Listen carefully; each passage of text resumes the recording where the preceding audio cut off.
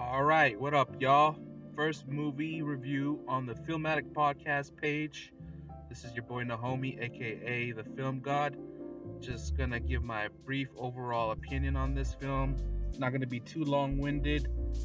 Just gonna gloss over what I liked and didn't like about the movie.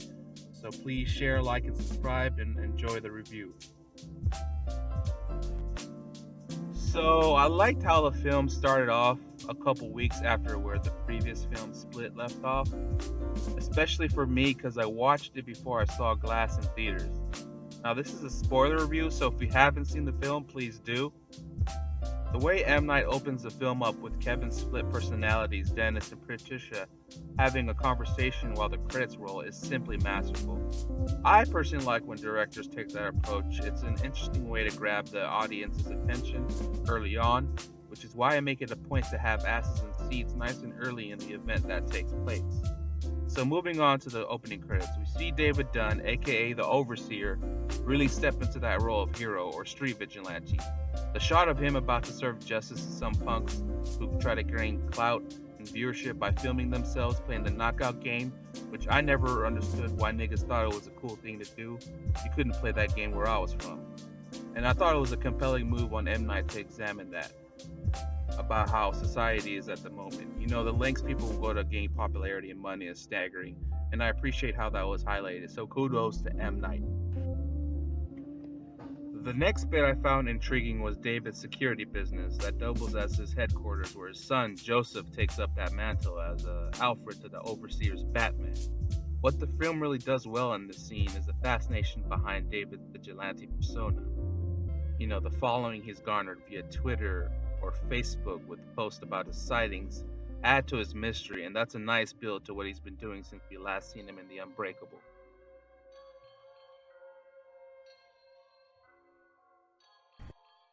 I also like how we see David exhibit his other powers, which is his ability to see into people's mind through visions, which helps lead him to the Horde's hideout, where he's keeping four cheerleaders captive. The first meeting between the Overseer and the Horde was dope. I'm not gonna lie, it wasn't overdone, it wasn't over the top. If I had to grade it from a scale of 1 to 10, I'd say it's about an 8.5.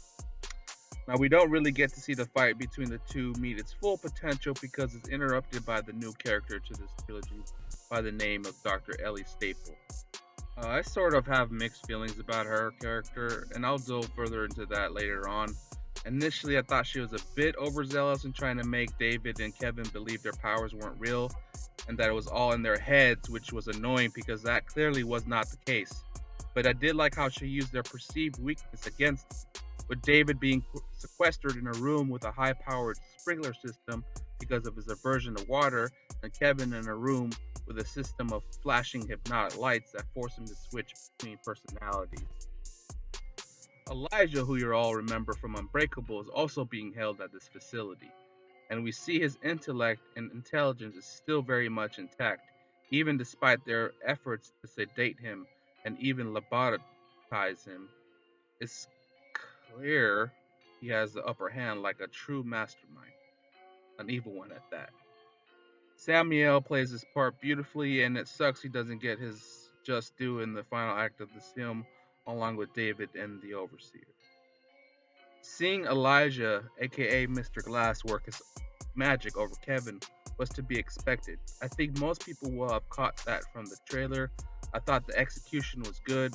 Freeing the beast to free himself felt like the plan all along, but by the third and final act, we find out that wasn't the case at all. Now, the third act of this film, Jesus Christ, where do I even start? Oh my God. So Elijah takes him and the beast out of the facility, and he goads the overseer into breaking out of his cell by telling him of his master plan, his terrorist plan to blow up a building, um, which worked. And I was glad to see that we get to see the overseer actually do something. I felt like He was severely underutilized. I would have liked to have seen him do, like in the beginning of this film, more vigilante work, out with the street serving justice. But that wasn't the case. The scene afterwards is just I don't really know how to explain what I saw. You see David's son try to interject between the fight and talk about how the character it would seem like a lot of fumbling dialogue. It was just awkward and really cringy. And David, the doctor Ellie Staple tried to get Casey, who you all remember from Split. She says she has this light that the beast that calms the beast, but it's too late to use it now. This third act of this film was just all over the place. I don't understand what M. Night was thinking. It just seemed like the dialogue was just super, like, it cringe. It was a good fight scene. It was definitely well choreographed, but because of how awful the dialogue was, it kind of takes away from it. And then coming to the final act of this film, the police arrive. Um, they try to break up the fight between the two. They're fairly successful. The beast, I think, fights him off and actually eats one of the guards. And we come into the realization that Mr. Glass was the reason behind why Kevin lost his dad. In Unbreakable, his dad was also on that train that got derailed. So obviously he is upset about it because that left him with his abusive mother. He ends up not killing him, but severely damaging him because of his fragile bones. He ends up dying from his wounds anyway.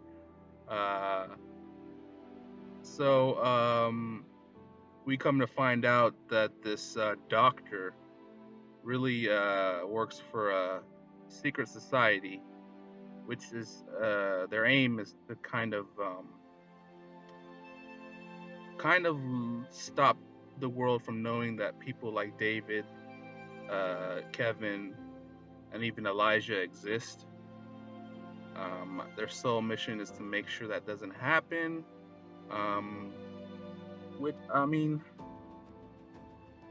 That being their only motivation seems a little weird, and to add this into the story so late, they should have went more into that, delve further into that, so that the audience can, come to understand why their motivations are their motivations. I didn't buy it. It didn't seem right. I understand why they might want to stop somebody like the Beast or Elijah from being publicized and becoming popular, but David, I don't know why they would think it would be okay to to kill him. His character to me was severely underutilized in this film, but I guess in a way the ending with Elijah filming it and publicizing it for the world to see was kind of like a gotcha bit to Dr. Ellie Staple at the end of the movie. But you know what, let me just say, overall this film, I'll give it like a C+, B- maybe. I felt like it had so much potential, but by the third act, oh man, you were severely let down. Upon watching it the second time, I guess you could kind of see how, where M. Night was going with it, but it could have been a lot better. So yeah, you know what, I'm going to sign off here. Thanks so much for coming and watching this